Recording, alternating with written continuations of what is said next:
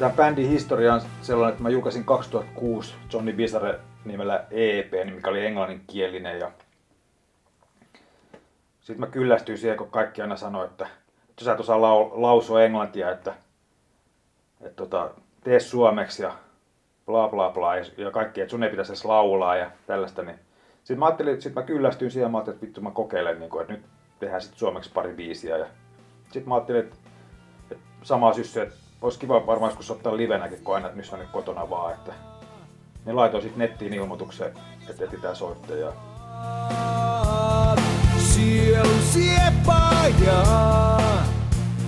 No, mä soitin yhdessä toisessa bändissä nimeltä Mental Face ja se alkoi vähän hyytyä se bändi ja mä halusin kuitenkin soittaa ja sitten mä aloin selaileen muusikoiden.nettiä ja siellä Jani Jäppisen ilmoitus oli sitten. Sinä saat minun sieluni, sinä saat minun vereni, sinä olet minun kohtaloni ja minä rakastan, sinä rakastan. Mä olin Helsinkiin muuttanut ulkomaan reissujen jälkeen ja oli ollut vähän taukoa soittoharrastuksessa ja lähdin sitten pitkästä aikaa monen vuoden tauon jälkeen etsiä sitten itselleni vähän bändihommia. Työkännyt aina bändisoittamisesta ja muusikoiden netistä sitten lähdin etsimään, että minkä näköinen bänditarjonta täällä pääkaupunkiseudulla on ja löysin sitten Pimeiden ystävien ilmoituksen, missä etsittiin basistia ja kiinnostuin kovasti tästä porukasta. Eli me ollaan tällainen somebändi, nettirakkautta, että rakkautta ensimmäisestä treenikerrasta. Joni on ollut tässä sen 4 vuotta nyt tässä ollaan soitettu yhdessä. Että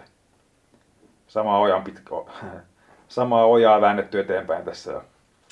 Mä saan kuvat, mä voi jumalauta. Mä ajattelin, että oli sen verran mehukkaan näköistä toimintaa. Että Tästä on mehukkuus kaukana. Jumalauta.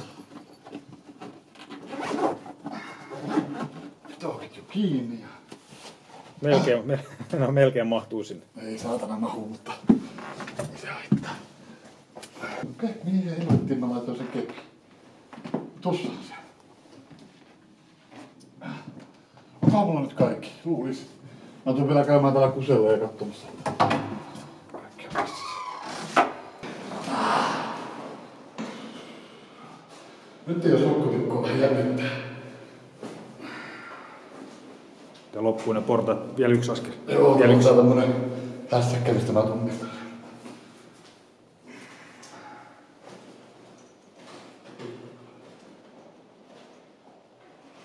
Siinä näette, miten sokea rumpali roudaa.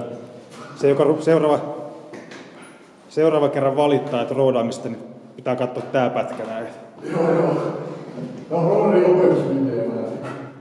No, mä sokeuduin. Mä oon ollut näkövammainen syntymästä asti. Mulla on silmänpainetauti, glaukooma lääketieteelliseltä nimeltä ollut siitä asti, kun putkahdin maailmaan. Näin kakarana vielä jonkun verran, mutta tää sairaus on semmonen etenevä, että se tuhoaa näköä silleen hitaasti ja varmasti tuossa 16-17-vuotiaana alkoi olemaan näkö silleen aika heikko. Totta hitossa se rajoittaa, siis joutuu pyytelemään apua paljon enemmän. Esimerkiksi kämpästä kun lähtee paljon niin kuin kauemmaksi kotinurkkeen, niin pitää aina miettiä, että mitä helvetissä tuo nyt selviää ja silleen. Siis vaatii se vähän semmoista meisseliä enemmän ja semmoista, että nöyrtyy pyytämään apua, mutta ei se nyt silleen sen enempää rajoita. Tuolla tuon viritysavainon. Onko fiilis mukana? Se saattaa olla, että se ainakin tuli tuossa noita telinen kannasta. Se perusvitutus. Niin.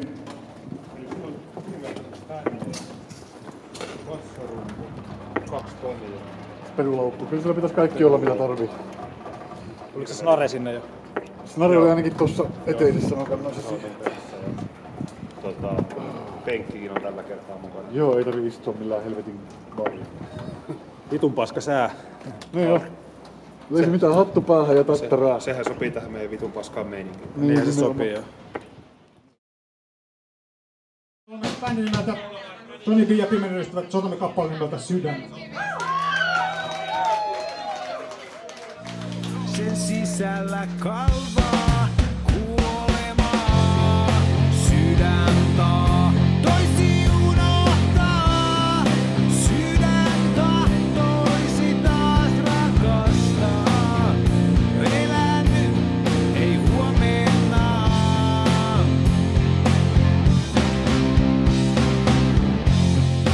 Sydän tahtoisi uskaltaa nousta pois haudastaan. Elä nyt, ei huomenna.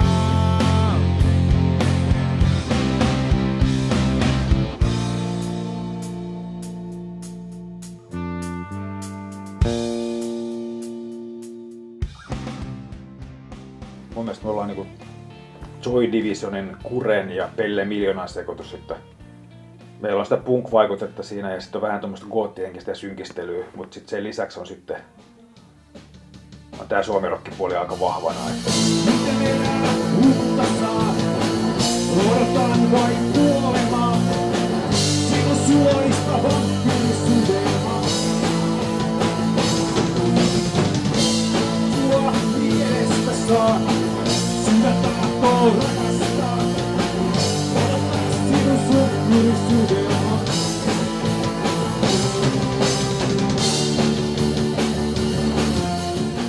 Mä jaan Pimeyden ystävien musiikin tavallaan vähän kahteen kategoriaan, että siellä on ollut sitä vanhempaa, enemmän suomirock-henkistä, semmoista iloisempaa materiaalia. Ja sitten toisaalta on tämä uusi musiikki ollut tämmöistä selkeästi synkempää, selvästi koottihenkistä materiaalia. Mutta kuitenkin, jos nämä nyt yhteen summaisin, niin olisiko sitten tämmöistä gootti-suomirockia. No, sanoisin sitä gootti-iskelmä suomirokiksi. Tai nuo sanat mulle tulee siitä mieleen. Tykkään tästä melankolisemmasta puolesta varsin paljon. Mun mielestä musiikissa pitää olla tuskaa ja epätoivoa ja kärsimystä. Se on mun juttu. Ei kipu tartu kyyneleihisi.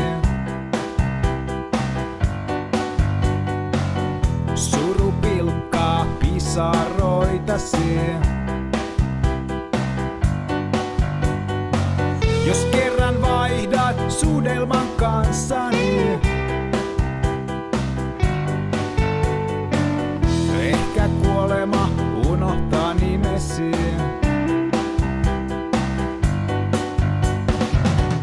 Olet liian kaunis kuolemaan, maistamaan kuolettavaa suudelmaa. Tulisitko yön lapsen rakkaaksi, minun armaaksi?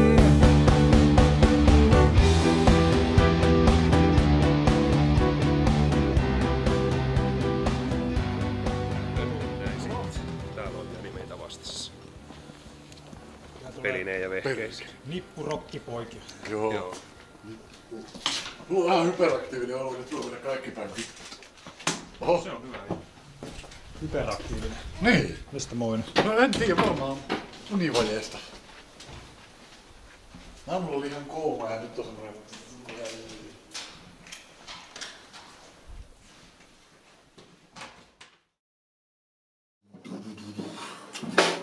No niin, ja mä teen mun dokumentti. Joni, kerropas, mitkä fiilikset keikasta? Paskat. Ja helvetin hyvä veto oli kyllä, ei voi kiistää. Mä en oo elämässäni itse varmaan laulunut koskaan noin huonoa keikkaa. Kerran se on ensimmäinenkin. Ei se En mä varmaan... kyllä huomannut mitään. Kyllä se, minä siis. Kyllä se huomaa, kun noita... Niin, mutta oliko nyt kuitenkin, oliko niinku fiilis kuitenkin yksi parhaimpia? No fiilis oli kyllä hyvä, joo. Ja siis kyllä se mun mielestä näkyykin tuossa nauhalla. Alattekin nyt huomiota, mitä Joni juo. Siellä menee mäntysuopaa niinku otteella. Eikö sinolia? Mä oon helvetin pettynyt, että sinolia. Joni ei oo sinolityyppi, se tykkää enemmän mäntysuopasta. Siinä on kuitenkin semmonen havupuun raikas maku. No tää nimi on tullut siis siitä, että Johnny B hän on siitä EP:stä Johnny Bizarre ja silloin kun Jonin kanssa perustettiin tätä, niin oli tarkoitus alun perin, että me soittaisiin myöskin englanninkielisiä biisejä, ja toi Johnny Bhän viittaa nyt vähän semmoiseen englanninkieleen ja rockiin, niin. Mutta sitten toi englanninkieli jotenkin sit jäi tuossa matkassa, mutta se Johnny Bhän tarina on niinku se. Ja Pimeyden ystävät tulee sitten siitä, että ollaan myöskin vähän tämmöisiä synkempiä tyyppejä välillä, niin vaelletaan pimeydessä, ja Jonihan on sokea, että siinä on meillä semmoinen oikein pimeä ystävä, ja Jonin maailma on synkkä ja harmaa ja pimeä. Kuun valossa maailma näyttää kauniilta, veri virtaa vapaana, sydän etsii onnea, pimeys tuo lohtua, sielu etsii kaltaistaan, varjot väistyy aikanaan. Sydän välttää kuolemaan.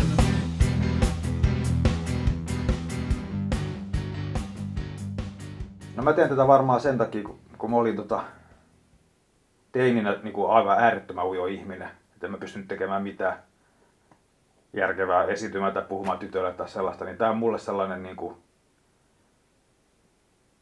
tavallaan niin kuin näytön paikka. Nyt mä niin kuin näytän, että mä pystyn tähän. Ja No se soittaminen on tosi mukavaa puuhaa, että siinä saa ajatukset siirtää vähän johonkin muualle sit normaalielämästä. Ja kyllähän esiintyminen on todella kivaa puuhaa, että kun oot siellä lavalla ja edes muutama ihminen on katsomassa, niin heti tulee tosi hyvä fiilis sen takia, että tätä hommaa tehdään. No rumpujen soitto on vaan, mulla on vissiin jonkun verran lahjoja siihen. Tosiaan siis opeen kohtuun nopeasti perusjutut rumpujen soitosta ja monesti yrittänyt kitaraa ja kiippareitakin opetella soittaa, mutta ei ne ole vaan mun juttu. Ei ole niin kivaa kuin se, että hakkaat tuolla noita patoja menemään sydämessä kyllyydestä. Se on vaan ihan helvetin hauskaa. Kota lähti rumpusoulo. Silloin jos antaa Jonni Lapuudella. Ja se lähtee. Tulko!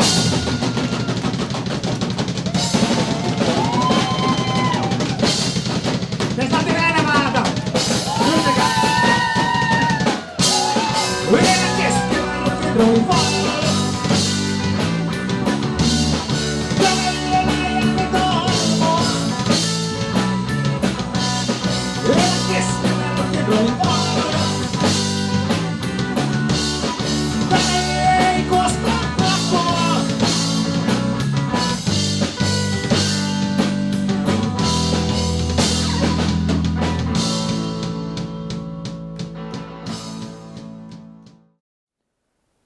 No meidän historia on semmoinen, että me ollaan tehty 2 levyä. Et meidän eka levy oli EP, sen niminen kuin Tänä yönä annetaan armoa. Ja se oli vähän tommonen punk-henkisempi ja rouheimmilla soundeilla tehty. Mutta siinä oli mun mielestä hyviä biisejä. Ja toka levy oli sitten monen kuin Rakkautta ja kuolemaa. Se on enemmän tommonen suomirock-henkinen levy. Et siinä on muutama synkempi biisi, mutta ja sitten nyt ollaan tekemässä sitten uutta levyä pikkuhiljaa ja sitten on tulossa tämmönen sitten synkistelyhenkisempi, että hitaampia biisejä ja pitkiä yli 5 minsan biisejä, mutta itse tykkään kyllä tosi paljon noista, että tuntuu hyvältä tällä hetkellä kyllä. Että.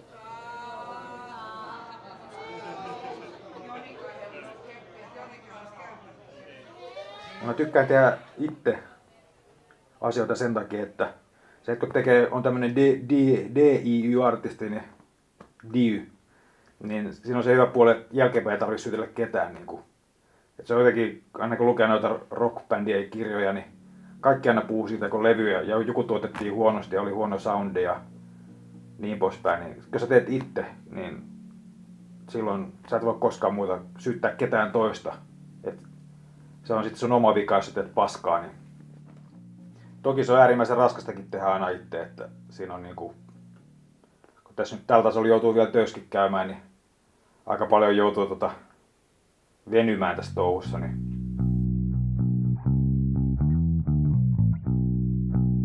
No tässä on tää tietty paskuus jotenkin oudosti ruokkii tätä kunnianhimoa tässä, että kun tässä itse roudaa ja tämä pienen bändin elämä ei kyllä todellakaan aina herkkua. Että keikkapäivään liittyy niin kuin 4-6 tuntia roodaamista helpostikin ja siinä tulee sellainen, että ei helvetti, että miksi tätä niin kuin tekee, mutta jotenkin siinä sitten vaan tulee sellainen sisuntunut olo, että ja sitten haluaa vaan tehdä vielä koko ajan paremmin ja paremmin, että kyllä tästä vielä tulee niin kuin hyvä juttu, niin se on jollakin tavalla oudosti se vaan niin kuin vie eteenpäin. No siis se olisi haave, että saisi leivän tästä keikkailusta ja semmosesta. Saahan sitä haaveilla. Saahan sitä haaveilla. Se olisi kova juttu, jos tästä saisi leivän.